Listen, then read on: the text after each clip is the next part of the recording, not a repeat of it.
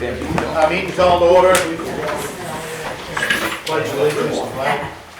I pledge allegiance to the flag of the United States of America, and to the republic for which it stands, one nation, under God, indivisible, with liberty and justice for all. Okay, Ben. I'm going to start with department head updates. We'll start with Ted Jobert. Chief Flynn isn't here today. He's not feeling well, so Ted's going to cover for fire EMS. Okay. For call volume, in the month of March, we did 109 transfers and 62 911 calls and 15 fire responses. We're working in conjunction with the hospital on a mobile integrated healthcare grant that would allow us to essentially go on offense for a change and go to people's homes to render care and try to prevent them from being hospitalized or re-hospitalized. It's kind of a radical change. It's probably the future for ambulance operations, and it's a rather substantial grant. In its current form, it'd be about $250,000 grant to help fund and staff that. We're still looking at grants to fund specific equipment, so we're still evaluating some of that COVID money that still remains and some other government grants. The upstairs at the fire station, if anyone hasn't been aware, the walls got painted and all freshened up, and we're currently looking at doing some flooring with the hope to make the upstairs space of the fire station more functional for meetings and whatever else goes on. Chief Flynn asked me to talk about the ambulance for next year. Just like with the highway guys, I mean, we're looking at extended wait times as well. So we probably in May and June will start contacting vendors to see, not necessarily about like if we're guaranteed to get one, but if we needed to, could they do a demo where they order it in advance and then we could purchase it if we're approved for the funding, and if not, they can find someone else to take it. We had one member finish an EMR course that's grant funded by the state, and we have 2 more explorers starting EMT classes here this summer, which will be good. Hopefully they get through. We could definitely use the help. Our COVID trips are down. I think we've only had one in the last 4 weeks, which was just last week, and that's a radical change from January, February when it was a daily contact type thing. And lastly, I think our biggest challenge still is staffing. We're very lucky in comparison to area communities. We're still staffed well enough to cover town with no problems. We just, with our expanded scope of transfers, I mean, we can always use more people, and as those agencies struggle, the burden for the functioning agencies is just rising at this point. And that's all I got for you. Okay. Thanks, Ted. Thank Eli? So we had the egg hunt and father-daughter dance a couple weekends back. Good showing for the egg hunt, and then the father-daughter dance had roughly 92, I believe. So it was a good showing comparatively to the past couple of years, obviously with COVID and everything. Safe Haven and Seniors on the Move is around average what it's been. Nothing really has changed. Working on trying to get the bathrooms and all that stuff up and running so that we can have opening day ready, which is May 7th. The parade will be happening around 11. They're gonna get ready around 10:30. We have 3 T-ball teams, 2 AU softball teams, 3 AU baseball teams, 2 12U softball teams, and 2 12U baseball teams. So numbers are pretty solid. The only reason why we don't have 3 12U baseball teams is because Jefferson just barely had enough. Usually we take their kids on if they don't have enough, which they didn't last year. But numbers are still a decent. 6th grade is not a big sports age right now anyway, so it's partly why. But with T-ball having 3 teams and 3 AU baseball teams, looks like numbers are gonna stay pretty consistent. So those are the main things that are getting ready. Getting the pool. The cover is taking some major damage, so we're gonna look into getting that fixed so that we can keep out a little bit more junk so that the algae and stuff, the leaves don't get in as much. That's about it for me. Thanks, Eli. Chief Charbonneau. We've hired since the last time I was here, second to the last patrolman, David Walker, which has been on the street. I'm sure you've seen a new face. I think we've tried to get him out to see everybody for the most part. He'll go into the academy in June. He's very enthusiastic. We're very excited to get some young people involved in it, so that's a big excitement. We're in the process of switching our computer system over, our operating system over to CSI, which is a statewide run computer system. So currently we use an IMC programming now that does all of our accident reports, all of our reporting and stuff, which is very expensive to use, and it's kind of an antiquated system. Grafton County, with their dispatch, has come up with this, jumping on board with the state, with this program called CSI, which is totally different than what we're using now, so everybody's being trained on that. We had an all-day training today on it, which was very in-depth, but a whole lot to learn. We also have a whole lot of road details coming up. Colonel Town has one for the opening ball games. We have one for a walk for one of the societies out of it, which includes having all of the departments here. So that's taxing on the PD. And we just see what happens with the summer. We have revamped the scheduling a little bit, so when Officer Sullivan gets back in June, we're going to have the double coverage that we spoke about, which I'm very happy about that. So have 2 people on all the time. State Police is diminishing their coverage. They're down. The state is down. I think it's 85 officers down. So and I'm not sure that's 60 right now. They're looking for 60. 60? Yeah. Which the North Country might get 1, if that. Right.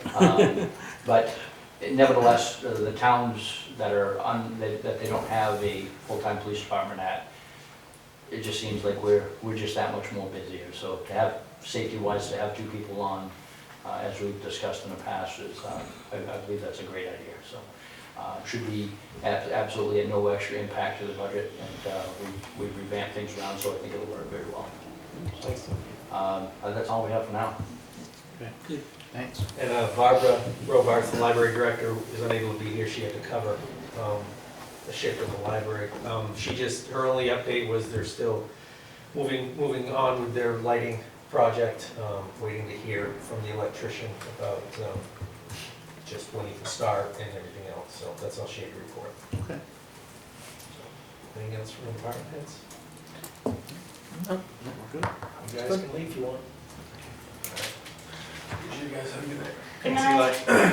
All right. Next up, there's basically 2 public hearings, or we can have 1 public hearing to discuss both things. It's to accept 2 grants. These grants were discussed at the last meeting. First one is the New Hampshire Department of Environmental Services Asset Management Grant, and that's to an extension of the previous funding. We got to do a full asset management plan. This will allow us to do some more mapping, do some capital improvement planning as far as projected costs over the 5, 10, 15 years. Also some water sewer rate evaluations to determine what the rates, how the rates should be, where they should be targeted at, if there's any increases, and if so, how to implement those. That grant is in the amount of $80,000, no match required. I don't know if you guys want to I can stop there. You can open it up to the public, or if you have any questions. Well, do we gotta go into a public hearing first? I think we do. Right. Well, There's a motion. Open it up. That's why I said open it up to the public. Do you have if you want to move to go into public. I mean, I would think we'd do both of them at the same time. Yeah. You want me to explain the second one? Yes. Yep. That's okay. Yes. The second one is just the Gopher Governor's Office of Emergency Relief and Recovery, the locality equipment grant. Gives us up to $50,000 to buy equipment that will allow us to respond to COVID. This money is designated to go towards, to offset the cost of buying the ambulances for the town. So we did get notification that that was approved. It just has to go through governor and council approval, but the expenses are eligible, so there should be no problem with that. So just a matter of you guys approving that, and then when we get the final approval from the governor and council, then we can process the paperwork. And Can I get a motion? move that we move into a public meeting concerning the grants. Do we have to vote on that? I mean, I guess, I know when my experience with planning board and zoning board, you never know to go into public hearing, Okay. but if you want to, I don't care. All in favor? Aye. All opposed? The ayes have it. We're in a public session. So, got anything to say? No. All right, it's pretty quiet out there. All right, so both of them? Is there a certain amount of time that we have to keep the public meeting open? I know No. sometimes there is. No, I think that's with, it's either with CDFA or USDA or both, but with Okay. these, no, you just have to have a public hearing, allow the public to make some comment if they have any. We have to notice it as such, so it was in a paper, it was posted 7 days, at least 7 days before this meeting. Make a motion to close the public meeting. I'll second it. All in favor? Aye. All opposed? Ayes have it.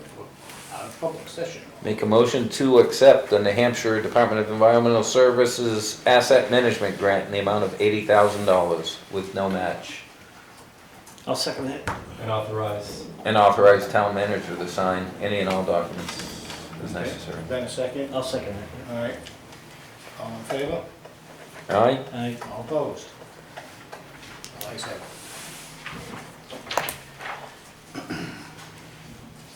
And the next one? Make a motion to accept the Governor's Office for Emergency Relief and Recovery Locality Equipment Matching Program Grant in the amount of $50,000 and authorize the town manager to sign any and all documents required. I'll second that. All in favor? Aye. Aye. All opposed? The ayes have it. Thank you. All right, next thing is the minutes from the last meeting, April 4th.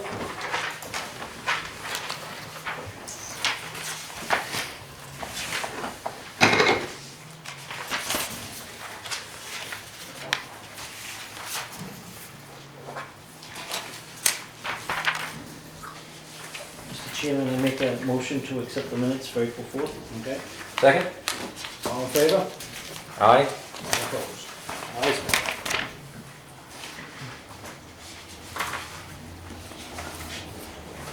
All right. Next on the agenda is the forest fire report, warden services bill. This is just the bill to pay the forest fire wardens for their work in issuing permits.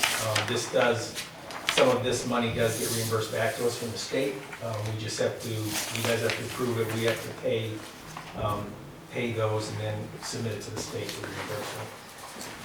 There's a place at the bottom of each, under Ken Whiting's name, Okay. for each of you to sign on both forms, please.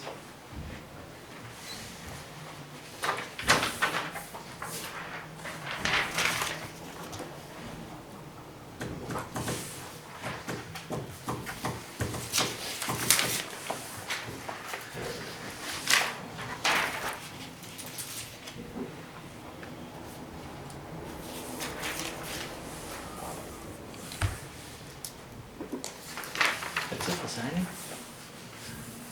You're welcome. Wow, nice break. Don't speak too loudly, Myrna. Next month we might have a lot of stuff to say. Old business, just want to give you an update on Kent Fountain. Met with the gentleman from the insurance company, I don't know if it was last week or the week before. He took a look at the accident site, he took a look at the vehicle, he took a look at the fountain as well. And he said just get him pricing to basically replace the fountain. It is felt that we won't be able to repair it. There might be some pieces that we can reuse, but the big parts like the arch and the tub are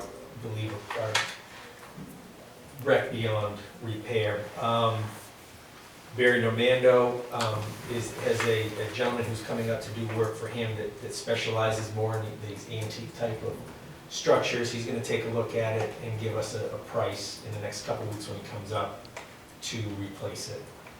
Obviously, it's a very specialized talent. And I trust Barry when he identifies somebody who he would trust to deal with it as opposed to other people. There might be some opportunity to reuse what's not used in the new fountain could be used in something else. There has been talk about either an additional monument for veterans in Centennial Park because we're running out of room, and there have been other conflicts that people are veterans of. So there's potential to look at reusing those, or at least that granite, that stone could be reused for something else to the benefit of the town. And as I said before, whatever we come up with, I'm going to engage at least the family members that I've had contact with, so they have at least some knowledge of what we're doing, and hopefully we have their blessing as well. Any idea on deductible or something that would cost the town? The only deductible that I know of is just $1,000. The only reason I ask is I've had people ask about whether we would be seeking donations for the replacement. Yeah, I mean, obviously, the less we take from the insurance, the less that our premiums would potentially go up. So I don't know yet what, I don't want to, until I know what we need, I don't want to ask, I don't want to have my hand out. Right. So I have had many people as well express interest in donating to help offset any costs. I don't think that there's any, I hate to say it, but I don't, there's, as far as the victim goes, the individual that hit the fountain, I don't think there's any means to collect from any insurance or anything from that individual, but I think probably the insurance company is still going to do their due diligence and see what they can find out. Okay. So that's where we're at with that. And the crosswalks, you guys remember probably a few months ago, we talked about a letter from DOT concerning our crosswalks and us having to address some issues about signage, location, all that stuff. So I did walk, Chief Charbonneau, myself, and Tim Brown, the highway foreman, did walk the Main Street a week ago. Took a look at the crosswalks in question. I did respond to the state as far as what our evaluations were. You know, we agreed that certainly we could eliminate some, but we're not inclined to want to put these RFBs, these warning light systems in the park section of downtown, and we're hoping that we can come to some agreement and compromise with the state on that. So. Yeah, so at the planning board the other night, that was brought up because of the crosswalk where the proposed project is. Yep. Is that gonna be one that will be kept intact by the? The one by Bailey's and Yeah. Cross. Yeah, so that's one that we would keep. The recommendation for that one from the state was to relocate it, because right now it goes, which is, I mean, it's not necessarily a bad idea, that it goes to the edge of the driveway tip down for Co-ops to the driveway tip down for Bailey's, just on the side, obviously not in the center of each. The state felt that it needed to be outside of those driveways, so it has to go from sidewalk to sidewalk. Sidewalk. So we might have to do a little bit of relocation just to move it over. There'd be some work involved. I'm under the impression, I'm hoping to get confirmation that the state will include some or all of the necessary work when they start preparing for the paving project. I guess my question is, because walked it too, and there's some, like you said, they end up in driveways. Right. That could be as simple as, okay, instead of running them straight across Main Street, run them at somewhat of an angle. Yes, yeah, exactly. Right. And that's what we were looking at. Okay. That's something for the plan, you know, when this project that's proposed on that corner should be looked at with maybe some input from illustrious chief. Yeah. For traffic flow there. So that's all I got for the crosswalk. So I did send that off to DOT today. There is I think it's Monday, Tim, right? There's a pre-construction meeting here at DOT, or it's at Forest of Lands maybe. to talk about what their scope of work is, hopefully what their schedule is and stuff. What's So the we're date gonna of go that? Monday. I can't remember what the time is, but I'll get it for you, Troy, if you're interested.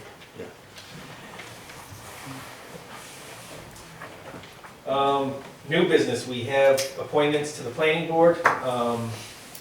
So at the last planning board meeting, the planning board voted to recommend two individuals reappoint two individuals to the planning board as regular members. Maggie Jones, who was currently a regular member, she's going to remain as a regular member. And Vicki Gibbs, who was previously an alternate, is being moved up to fill a vacancy as an alternate and reappointed.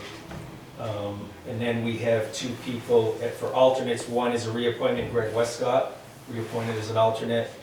And then Erica Canales, who is the new executive director of the Coast Economic Development Corporation. She's lived in town for several years, and she's going to be appointed as an alternate to the planning board. She had submitted a letter of interest to the town for that. Move to appoint Maggie Jones and Vicki Gibbs as regular members of the planning board. I'll second that. Okay, all in favor? Aye. All opposed? I will move to appoint Greg Westcott and Erica Canales as alternate members of the planning board. I'll second that. All in favor? Aye. All opposed? Ayes have it. I guess it's done. And then for your information, this is a notice to the State Bureau of Tax and Land Appeals that the town of Lancaster mailed their final tax bill on November 22nd, 2021. That's just, you have to notify them of that. Notice of decision for the zoning board. They approved an area variance for LRH2, which is Pack Solutions, for 2 additional units above the density at the Chesley block. So there'll be 4 on each floor. And that was approved by an affirmative vote of at least 3 members of the zoning board, no conditions. And then we have a few land use permits. Colin Christie at 26 Governor's Terrace is removing his old garage and replacing it with a 48 by 32 foot stick-built garage on slab.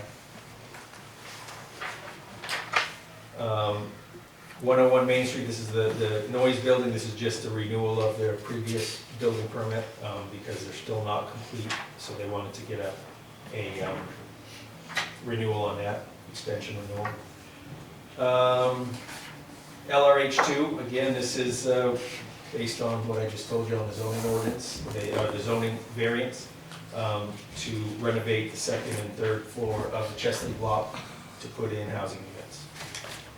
And there was an article, good article in the newspaper, Mr. Hayes here wrote in Caledonian, today's Caledonian, just talking about the developments on our Main Street.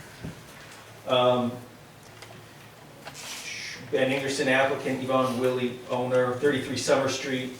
Ben is doing some renovations of that building. It's a corner of High Street and Summer Street.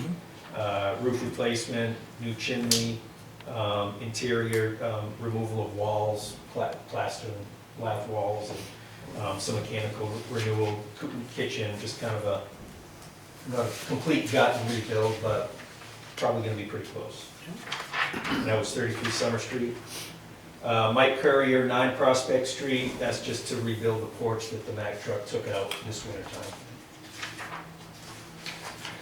time. Burton Rosenberger, 448 Prospect Street, that's down just before you get to Mountain Lake on the other side of the road of it. He's building a, this is a multi-year permit because he's doing a lot of stuff on his own, funding it himself.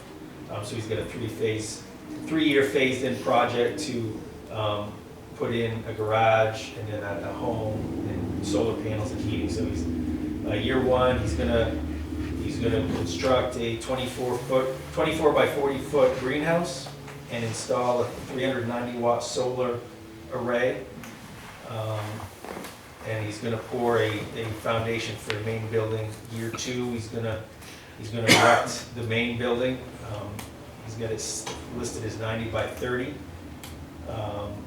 And year 3, septic, finish interior and of the building, the main building, the home, and construct the garage. We've done this in the past. Saves us time for having to do continual renewals every year. If they say, hey, I knew I wasn't gonna get it done in 1 year, but, so we don't have to do renewals. So there's certain conditions. They have to submit a complete scope of work per year, and then we just evaluate it at the end of each year. And then the last one is 12 Cottage Street, Rich and Louise Force. They are building a 24 by 24 foot stick-built garage on slab. Two-car garage. And that's that. That's it, huh? That's it. Anything else from the board? I don't have anything. Anything from the public? Pretty quiet. Move I get a to adjourn. motion. All in favor? You second? I'll second. All in favor? Aye. Aye.